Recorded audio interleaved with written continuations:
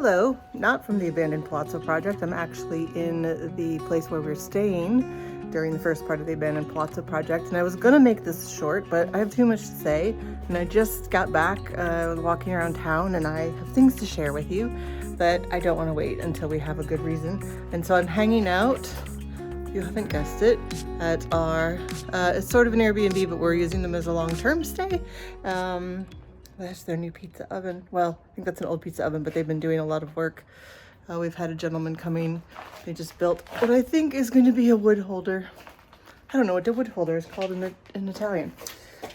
But long story short, I got to go to the emergency room yet again this weekend on Easter. I'm fine. It's a family history of gallstones has finally caught up with me, and the pain has passed. I do need to go get my tessera sanitaria, which is a card. Because I'm a resident, I can buy into the free healthcare system.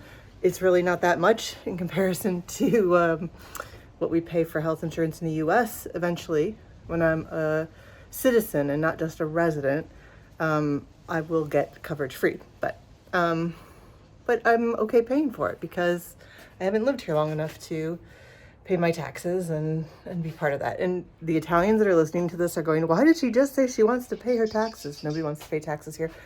But anyway, let me just show you how this works. So I got a bunch of paperwork when I left the ER called the Pronto Soccorso.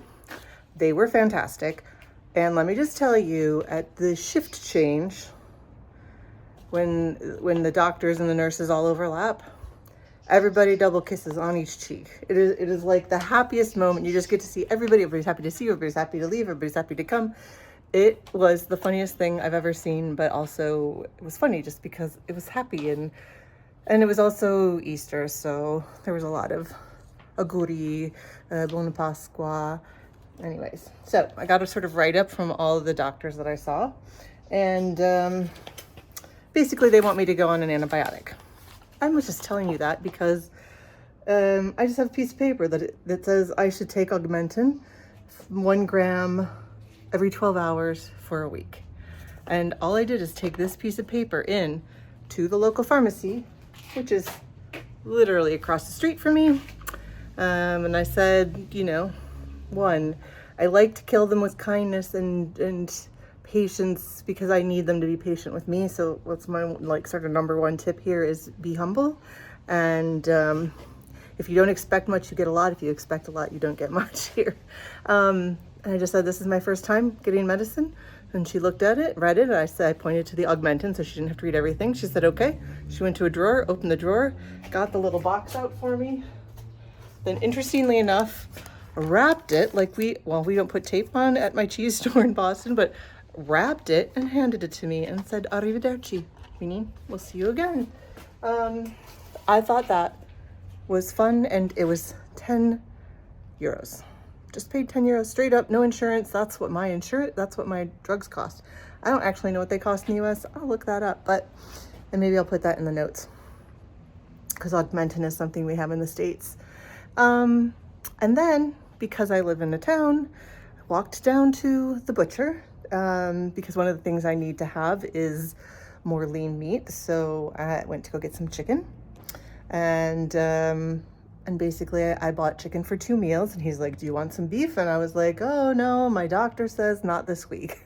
And he said, no problem. And he knew I didn't really understand him, so he said it a different way, and he's very nice. And this is a macelleria, which is a butcher shop owned by brothers. It's like the brothers, however they denote brothers on there.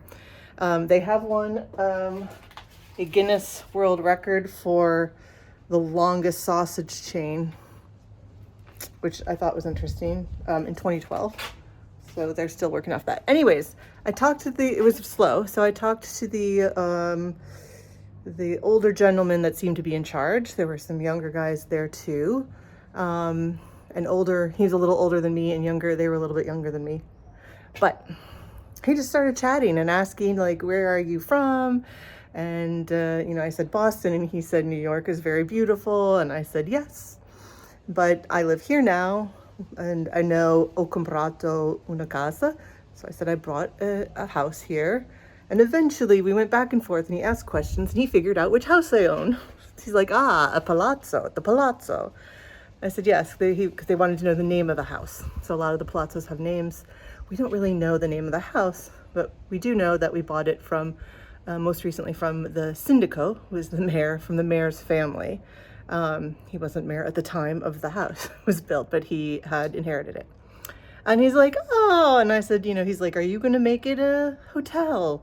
And we just got into this talk. Now, let's just say he knows, like, I don't know, maybe 10 words in English that he feels comfortable saying. And my Italian is better than his English, but not much. And he's older and he's got he's got a good accent. He's a man of the people. I love him. But we checked all out and he's like, oh, 1 minute. After I checked out, he went back and got me these, which are polpette di limone, just as a gift. So they're like meatballs flattened between lemon leaves. And that was just because he likes that I bought a house here and he, I introduced myself and I thought he said he's happy to meet me, but his name is actually Happy. His name is Felice. So Happy. And I asked again, he said, Happy. I was like, oh, that's your name. I met one of the younger guys who was helping translate a little bit. His English isn't great, but he also wanted to tell me that his sister has been living in Los Angeles for 2 years. Right now is vacationing in Honolulu, which is awesome. And I just am like, I've never had this much fun picking out meat at the butcher. And today I feel like that much more part of my little town, which, by the way, only has like 4,000, give or take, who's moving in or moving out of the town. 4,000 people. And I just wanted to say things I learned today. Start with nice. Everybody wants to help you. And don't be afraid to say one more thing. If you're learning Italian, just say one more thing. Learn something you want to try practicing that week. And it could just be when I learned the phrase che carino, which is like, oh, so cute. So I use that on every dog and every small child I see. I'm always like, oh, che carino. It's just something that throws it out there that means I'm more than a tourist hanging out here. Anyway, I just wanted to say I love living in my little town. And I'm in the shade because there's a lot of wind today, but I'll give you a little view of our backyard and all the oranges, and there's orange blossoms that are just starting to come back out. I haven't figured out how these things work, but backyard smells lovely. And that is why I couldn't make a short today. I needed to make a long.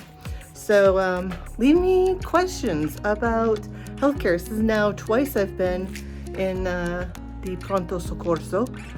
One time I actually got checked in. I do need to go have my gallbladder out so I can document that when I do it, but nobody seems worried about it. So I'm not going to be worried about it. And yeah, it's another great day here in Sicily. I hope this was useful. Send me those questions. I want to answer them for all of you people thinking about coming to visit, coming to stay, just curious. Mom, you can leave questions too. It's okay. Nice to share this with you today. Thanks for coming along for my long video.